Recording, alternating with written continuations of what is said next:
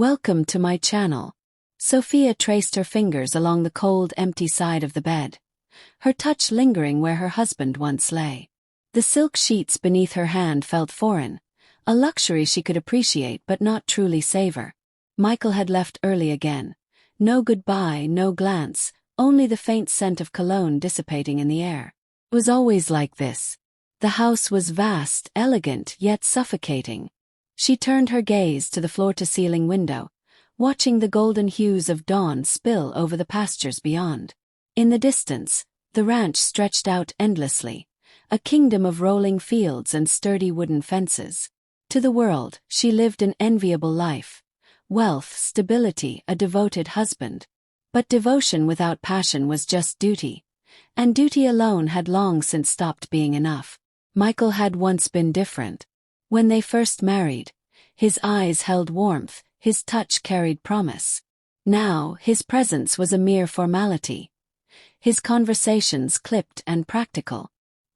He provided, he worked, he built his empire, but in doing so, he had abandoned the heart of their marriage. A restless sigh escaped her lips as she rose, slipping into a light robe before padding barefoot through the quiet house. The sound of her own breathing was the only thing that accompanied her down the hallway. She had grown used to the silence, yet it never failed to remind her how utterly alone she was. At the kitchen table, she nursed a cup of black coffee, its bitterness mirroring the unease in her chest. Today would be another day of routine, another day of walking the stables, pretending the emptiness didn't exist. Yet, something felt different. An undercurrent of anticipation she couldn't quite name.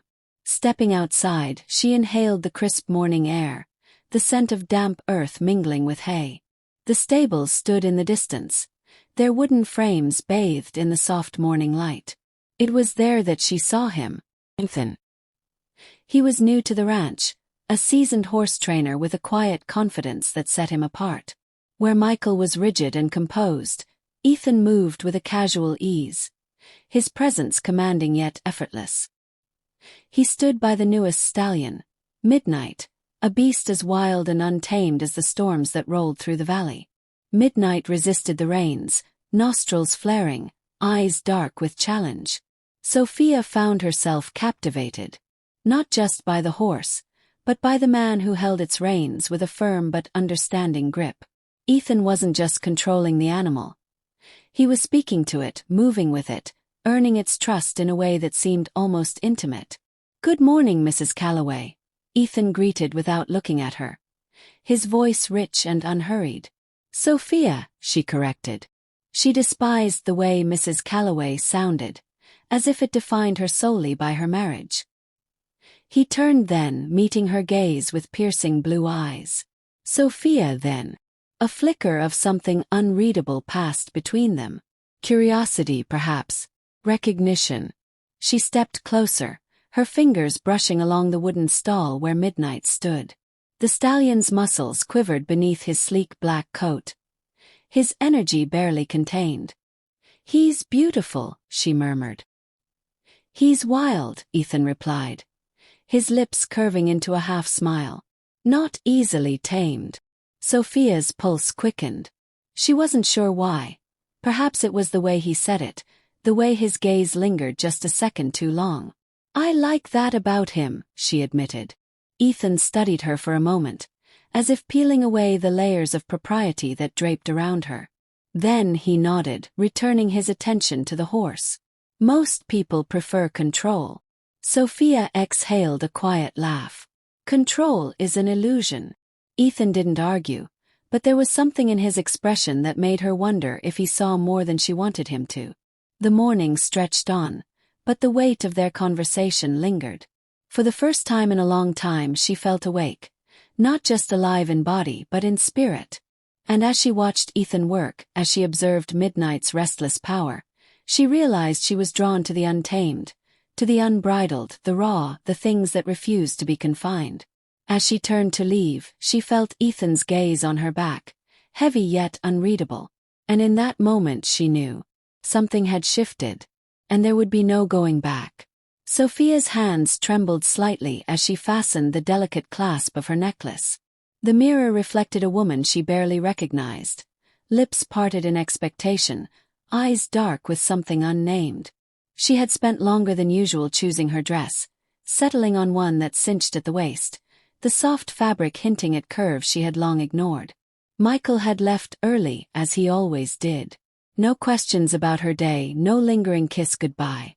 Just silence. Yet she was grateful for it. His absence allowed her thoughts to wander unchecked. The stables beckoned to her, the scent of hay and earth already pulling her forward before she could talk herself out of it. She told herself it was the horses she wanted to see, the morning light on the fields, the simple pleasure of routine. But deep down she knew better. She found Ethan where she expected, by Midnight's stall, his strong hands running down the stallion's flank as he murmured to the beast. There was something intimate about the way he handled the animal. His touch firm yet reverent, like a silent conversation between kindred spirits. Back again, he mused without turning. Sophia leaned against the stall's wooden beam, her pulse betraying her composure. I wanted to see how he's settling. Ethan finally met her gaze, a smirk playing at the corner of his lips.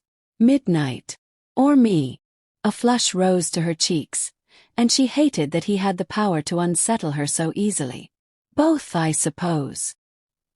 He stepped closer, close enough that she could see the sun catching in the golden flecks of his eyes. You're different from the others here. She swallowed. How so?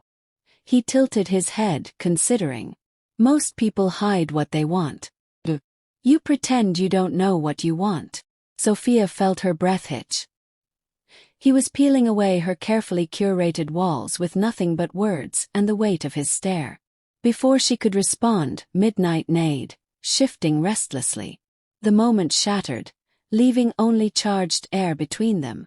Ethan stepped back, but the damage was done. A line had been crossed, and she wasn't sure she wanted to step back. The air between them had changed. Sophia felt it in every lingering glance, every unspoken word. The space Ethan occupied was no longer neutral. It was magnetic, charged with something she hadn't dared acknowledge before. She avoided him for days, throwing herself into duties that had once felt meaningless but now served as a distraction. Yet she could feel him watching her, waiting.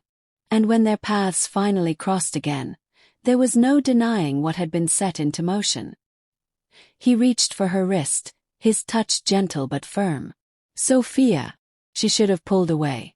But she didn't.